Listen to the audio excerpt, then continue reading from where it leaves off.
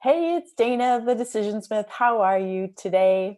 We're on to episode 11 of the Decision Smith Show in this 2 week series that I've been recording for you. And before we get started, I wanted to tell you about a really exciting anniversary we're celebrating today. It's actually 2 years ago today that I launched my app, The Decision Smith, in the App Store and on Google Play. So since then, it's been downloaded, I don't know how many times, and it's helped so many people make tough decisions in their lives. And I'm actually working behind the scenes with my developer right now on adding some new functionalities and some new cool tools that I'll be able to share with you in the upcoming weeks, but always a work in progress to make it bigger and better for whoever is in the market for some decision making. So, back to the topic that we started discussing yesterday, where no decision is actually a decision. And I wanted to talk to you a little bit about what happens when you decide not to move forward and make any changes in your life. So sometimes you do that consciously and with thought, and that's the good part of decision making. But sometimes you put it off and you stall. And like I said before, you ostrich or you dig in your heels or you just ignore it until, perhaps a decision is made for you, or you just accept what you're tolerating and live an unbearable life, in my opinion. But let's talk a little bit today about when it's actually okay to stay the same, and when no decision is a decision. There's two different sides to that.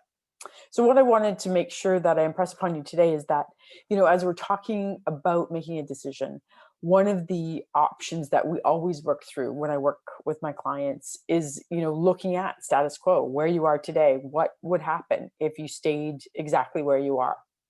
And some people say to me, that's not an option. I don't even want to think about that because I have to make changes. I can't stay where I am today. And that's great. We don't list status quo as an option. But for some people, it actually is an option, and it's an okay option. I really want to make sure that you're aware that it is an option and it's okay. And I want to give you an example. So I work a lot with people in their careers and making choices about, jobs and industries and education and things like that. And I was working with a client who had just been offered a new job. They had a job that they liked, but they'd been headhunted, and this new shiny toy had been presented to them as an opportunity.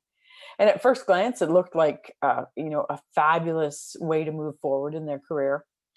But they came to me because something wasn't sitting right with them in terms of the role. And so as we dissected what it was they were taking into consideration in making this decision, we went through all their factors and that kind of thing. We actually looked at the fact that staying status quo was a better option for them than actually taking this new job. And in staying status quo, it didn't mean that they weren't going to look at potential other opportunities as they came forward. But right now, today, the decision that they were faced with was whether or not to take the new job because they were under a time crunch to be able to make that decision. And so either move forward that way or stay in the job they were at.